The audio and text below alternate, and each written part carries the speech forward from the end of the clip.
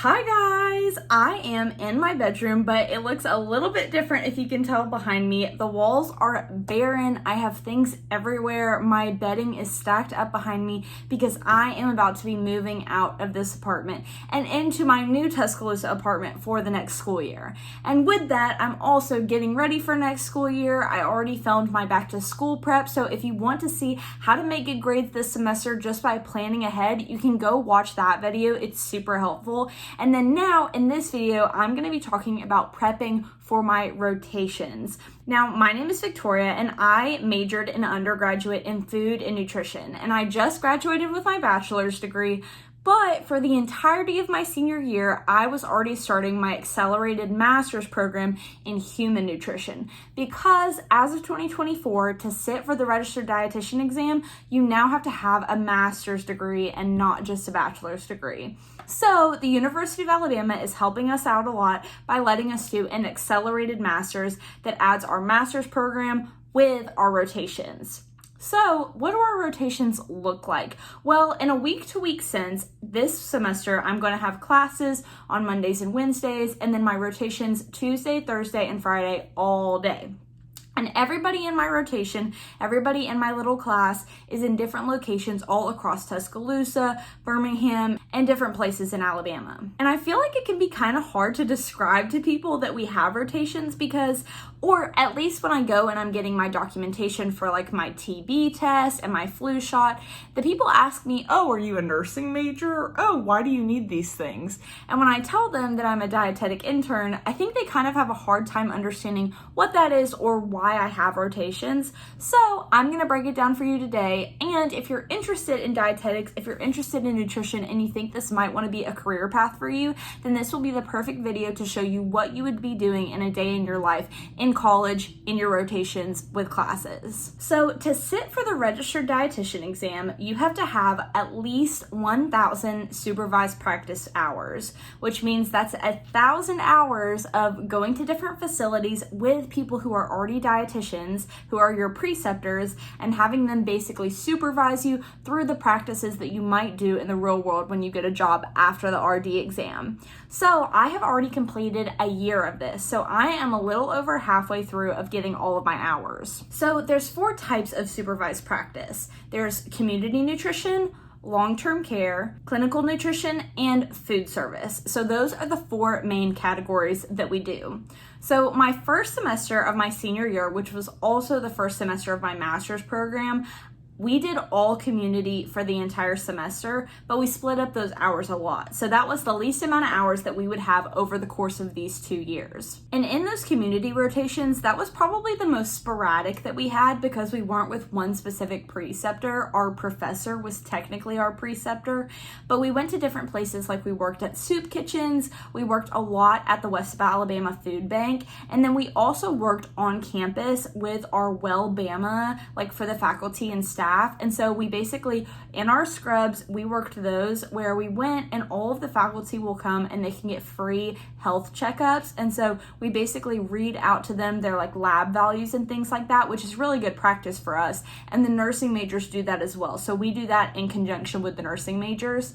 And then we also worked with the people who run BAMA to basically make nutritional information for the faculty and staff to put on Instagram. We made webinars. I did a webinar on the Mediterranean diet that we had prepped for basically the entire semester, and then basically gave it online live to all of these people. And it's still up on YouTube if you wanted to go watch it. But that was essentially our community rotation. So community nutrition is like anything that involves the community, which for us is definitely anybody involved on campus and anybody in the Tuscaloosa community, like at the food bank and at the soup kitchen. And while we were having that rotation, we were also taking a class in community nutrition, and that was actually our second class of community nutrition because we had done one the year before in junior year. So then switched to the spring semester of my senior year. That I started with doing my long-term care rotation for the first half of the semester, and then my food service rotation for the second half of the semester. And so for the long-term care rotation, we were basically placed at nursing homes, long-term care facilities where we worked with dietitians who worked with older people and making their diets and things like that. That one was a bit harder for me because I have had a lot of family members in poor health who have passed away, who have needed long-term care, and the specific facility that I was at was not necessarily the place that I could see myself working in the future. And even though I went in with a really open mind about it potentially being a future job, I just didn't really get out of it what I was hoping to. But it was good because even the experiences that you aren't expecting to get are just as important as the ones that you love, because it kind of shows you what is down your alley versus what's not. So I did get a lot of practice during my long-term care of writing patient notes. I learned how to take people's food preferences. I learned how to make adjustments through certain systems and see what it's like to look at hospital charts. I wrote labs and which ones were high versus low. And I got a lot of experience with doing things that were more maybe clinical related, but just with a population of more long-term patients where we weren't necessarily trying to get them out quickly. We were just trying to maintain their care as best as we could.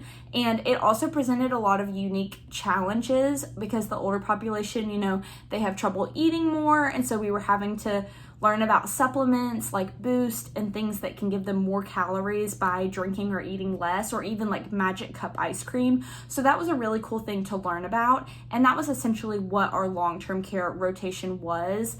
And I did have to drive a long way to that rotation. We also, one thing that we did as well during long-term care rotation is we got to do a dementia simulation where we went to this facility that was basically like a daycare for older adults whose spouses can like drop them off. Maybe they have dementia, maybe they just have problems being by themselves during the day. And we went there to do a dementia simulation where we got, maybe what could be considered a glimpse at what it might feel like and how difficult it might be to have dementia and to be interacting with people, not know what's going on, or even just being an older person who can't see very well or hear or feel or use their dexterity very well, which was really valuable experience. And all the while that we were doing all of this, we were in our medical nutrition therapy class where we were learning about long-term care in the medical nutrition therapy sense. So we were getting all of that information at the same time we were in rotations, which was really helpful to have that information supplemented and talking about parental nutrition and enteral nutrition and the different ways to feed people long-term and things like that. Another really cool thing about our long-term care rotation was we did a simulation with each other, with our classmates, where we basically had a partner and we had to see what it was like, different ways of helping to feed them. Because a lot of times when you're older and you have to be fed by somebody else, it can feel a little bit out of your control. It might even feel demeaning if somebody doesn't go about it the right way. So it was very cool getting to learn how to, hold someone's hand or have them hold yours and then have you like basically a joint feeding. Don't really know how to explain it, but that was a sense of what we got during our long-term care rotation. And that was the first half of my semester during my spring of senior year. And then the second half of my senior year, we were in food service nutrition. So I got to work with BAMA Dining, which is who I'm also working with over the summer for my internship, because I basically made connections through that rotation where I got to work there over the summer as well, which was a really awesome opportunity. But we basically worked with the dietitian at BAMA Dining and we learned how the food service operation works. We went to all the dining halls every day and checked their breakfast, lunch, and dinner to make sure they had the calorie counts up and to make sure that we were in regulation with everything, and getting to experience, what different kitchen staff do and to see different people's roles was really interesting and really cool. So for this upcoming year, this semester, I have part 2 of my food service rotation, and then I have part 1 of my clinical rotation. And then in the spring of this year, I will have part 2 of clinical and part 2 of community, which remember I did in the fall. So in total, it ends with 2 community, 2 clinical, 2 food service, and then 1 long-term care. So from already having some rotations, I already know what I want to start doing to prepare for the ones this fall, so I can be ready for my preceptors, so that I won't be nervous on my first day, and so that I'll be fully equipped to do the best that I can in that class with that rotation and carry that information with me into my future career. So the first thing that I'm going to do before every single rotation is I'm going to put myself in the mind of the preceptor, and I'm going to think about what they're having to go through.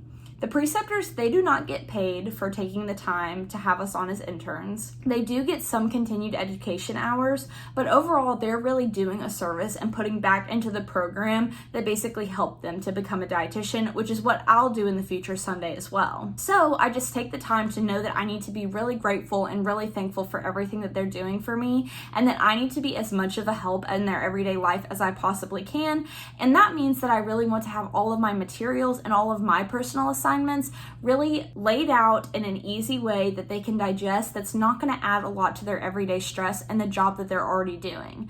Because not that I'm a burden, but a little bit I want to make myself as least of a burden as possible so that they can actually enjoy me as an intern, and maybe in the end I can actually be help for them as soon as I kind of get the hang of what their facility does. I also want to impress my preceptor by letting them know that I know a good bit about nutrition and that my classes thus far have really prepared me for these moments. This means that I'm going to start prepping by looking back over my 2 semesters of medical nutritional therapy notes and really going through them in depth over the next few weeks until my rotations start, so that by the time that they do, I will be thoroughly prepared.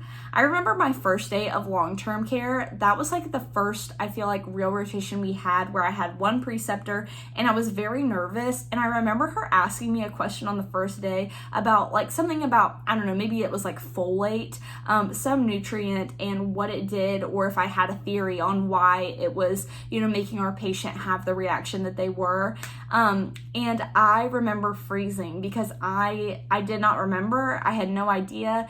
And so this time I really want to make sure that I'm prepared and that I can answer all the questions as best as I can. Because even though it is a learning scenario for me, I feel like the rotations are more of us putting into practice what we already know. And since long-term care was a little different because we were in the class as we were taking the rotation, but this time we have already had 2 semesters of medical nutritional therapy, so I want to make sure to go through those as much as possible before my clinical rotation starts. And this basically just means making a study schedule for myself of maybe 1 to 2 hours every day, maybe an hour when I wake up in the morning and an hour before I go to sleep at night, of looking over those notes and reviewing. Now, the next thing that I'm going to do once it gets a little bit closer to time for my rotation actually starting, maybe 1 to 2 weeks before, is I am going to get the email of my preceptor from my professor, and I am going to format an email to them with all of the questions and all of the information that I might need. Now, this email is very important because it is their first impression of you, and you really want to make it a good one because they're going to have to work with you for 5 to 6 weeks, and you want to make those a really good 5 to 6 weeks. Now, an example of what I'm going to put in this email, I'll probably say something along the lines of,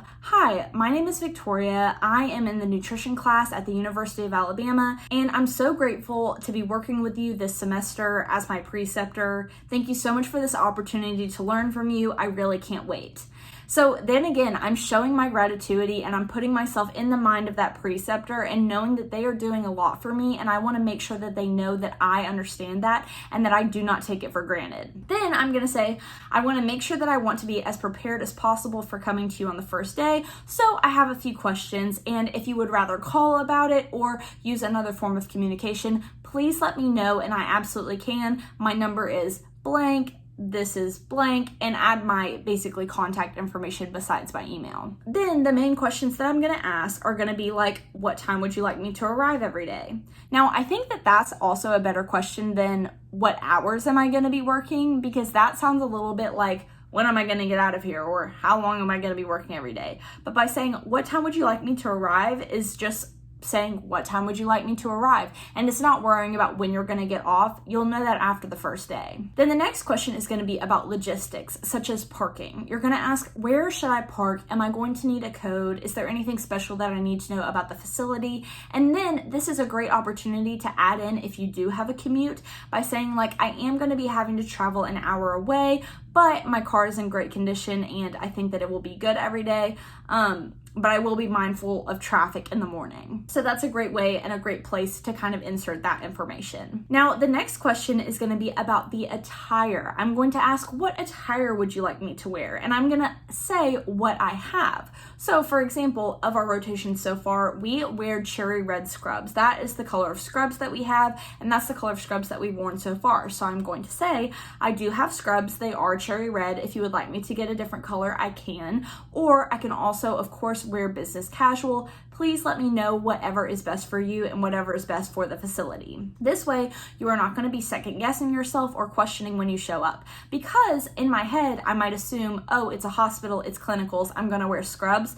But I have heard girls before say that on the first day, their preceptor tells them to wear business casual because they might be taking you around to introduce you to a lot of people at the facility, and you might not be doing anything actually clinical in your very first day at the hospital. And then the last thing that I want to ask is about what to bring. And the way that I would word this is saying, is there anything else I should bring besides, and then you list the things that you're planning to bring, such as a small pocket notebook and a pen, your laptop, and a lunch. These are probably the main things, and then if there's anything else that your preceptor can think of, she will let you know. And if you don't need to bring a lunch, like if the facility will provide it, she can also then respond by saying you don't actually need to bring a lunch if you don't want to. So that's a good way to word that to get the information that you need. So if you're still questioning exactly what to bring, I'm going to go through my bag and I'm going to show you exactly what I would bring every day to my clinicals. So first of all, the bag that I bring. I have a professional bag that I will bring. Even if I'm just wearing scrubs, I will bring this bag.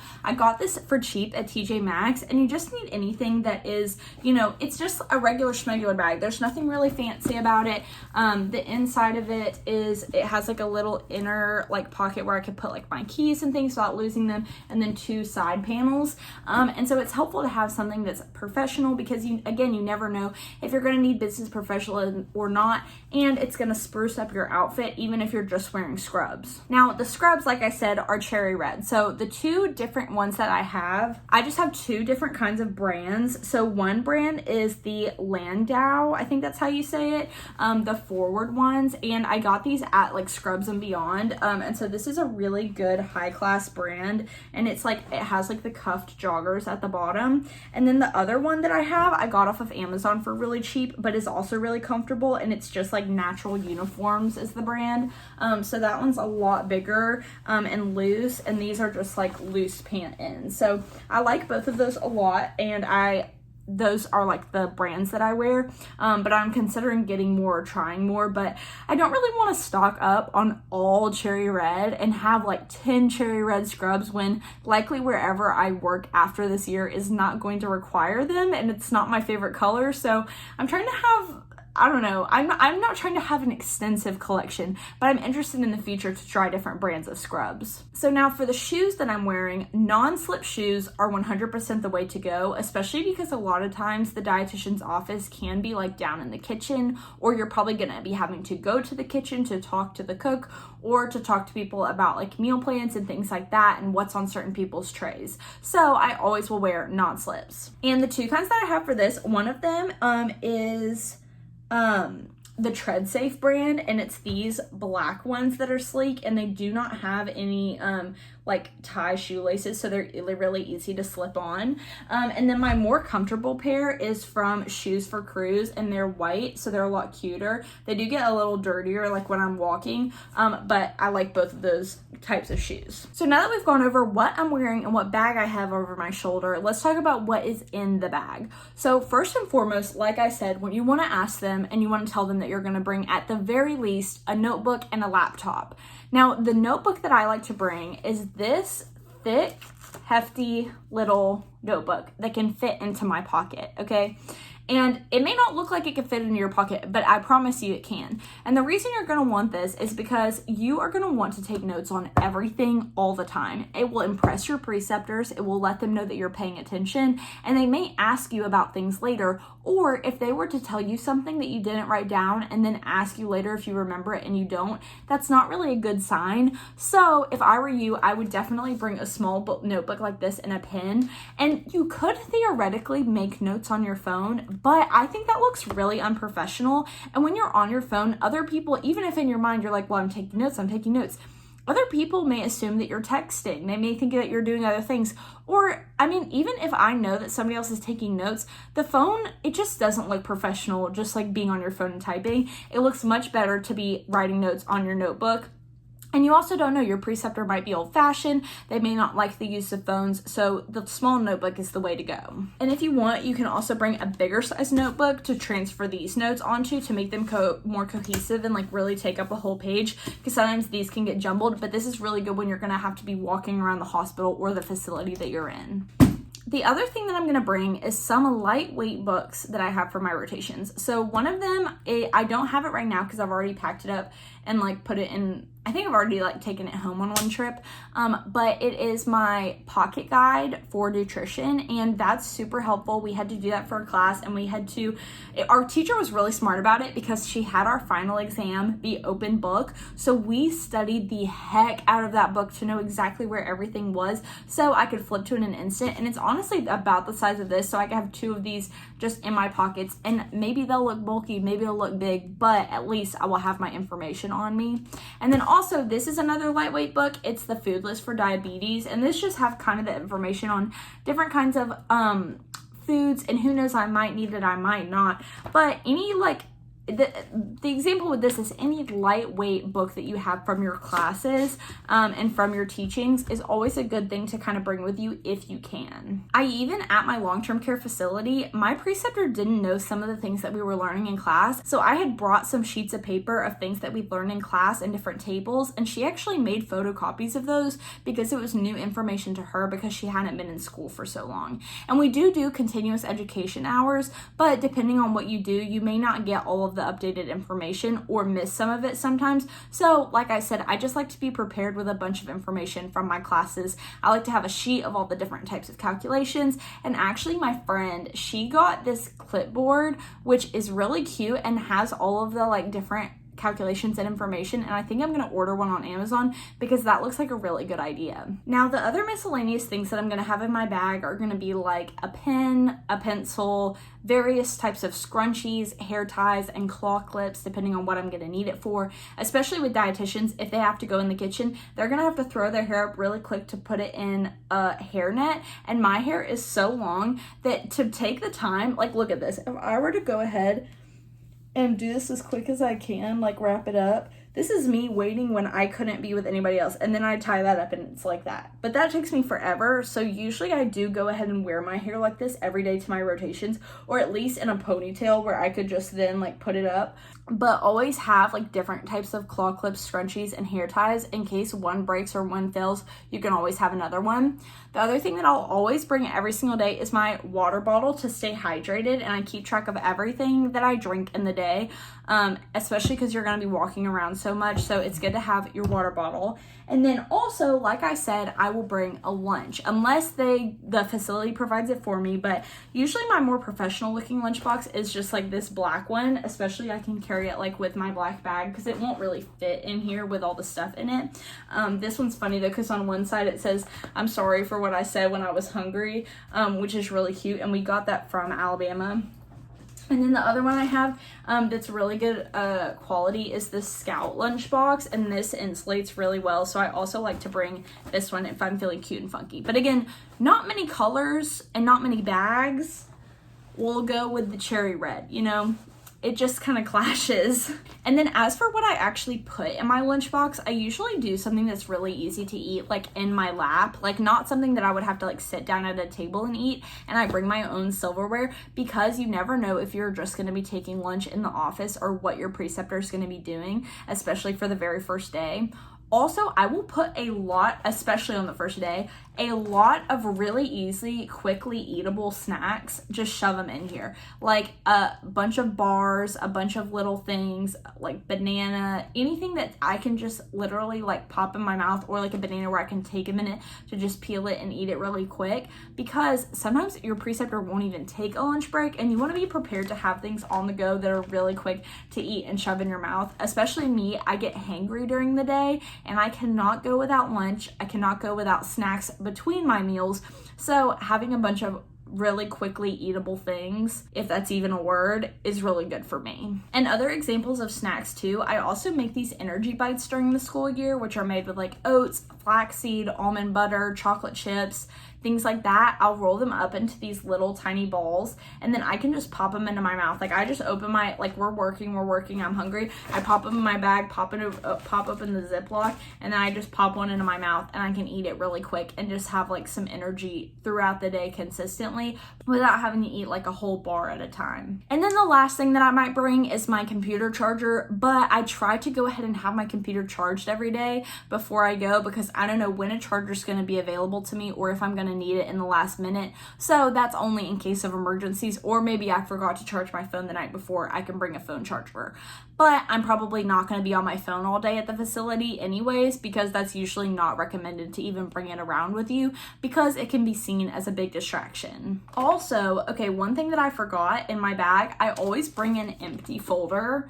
either like this manila folder or like a blue, just like open it up folder. I always bring an empty one because for our assignments, we have to use case studies. We cut off all the information that has to do with who the patient is so nobody can tell, and then we have to bring them home because we have to make a case study project at the end of the semester. So I always bring folders like this even to class during the school year so that I can put any loose leaf paper in here and it won't get shoved down to the bottom of my bag, crinkled, or lost. And then other miscellaneous items are going to be like this. I have this little case for my sticky notes, so I can just pop this in there and not get them lost or dirty.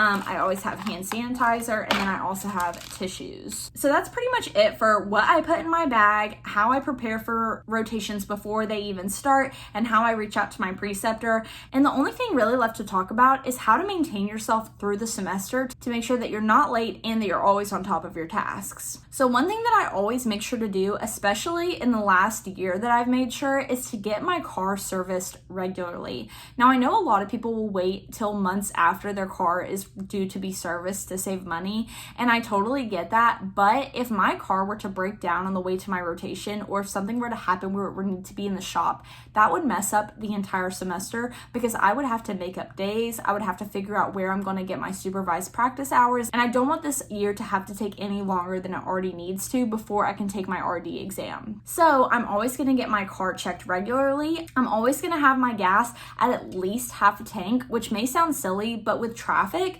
you never know if you're going to be sitting in traffic for the longest time, and if you might even run out even when you have 2 bars left. And I say bars just because that's what my car takes, or that's how it shows how much it has. But you really never know if you're going to get stuck in standstill and then just not be able to get out to get gas and then break down on the side of the highway and not be able to get there. You also want to make sure that throughout the semester, the nights before you have to go to your rotation, that you're getting to sleep on time. You're not going to go out and be drinking super late, because I promise you, even if you think you can do it all, if you go to sleep at like 2 a.m. drunk, you are going to wake up still drunk when you need to drive all the way to your rotation. And that is not okay, okay? And you're gonna have to call off sick. So you really need to be responsible about when you're going out, how much you're drinking, what you're doing, and really keep in mind that these are important interactions, and you never want to take any of these 1,000 hours for granted because they're all really important to your education. And then regarding your assignments, you are going to have to do work at home. Even though those rotations are taking all day out of your time, that's no excuse not to get your assignments done when you're home. Even if you don't have time to do them at the hospital,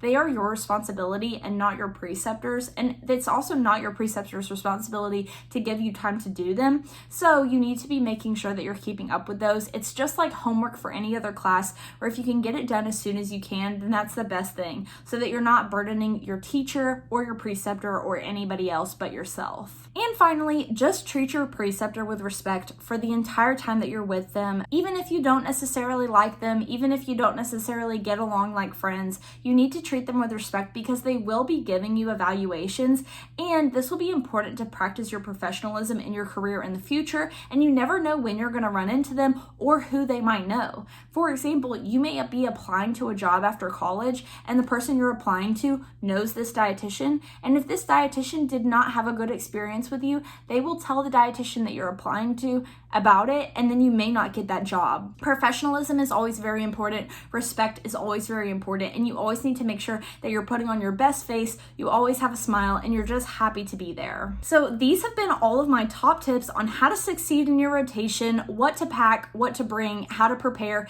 and how to have the best semester where you're getting the most that you can out of your education and out of your rotations. I'm super excited to take you guys along with me this semester with my rotations and showing you the day-to-day life, what I do every single day, and what my actual assignments look like and the things that I'm doing. So definitely stay tuned for some rotation vlogs and my life as a nutrition student. I really hope you liked this video, and I hope that you got a lot out of it. I hope you guys have a great day and a great semester and a wonderful time preparing for school and everything else this year. I'll see you guys in the next one. Bye!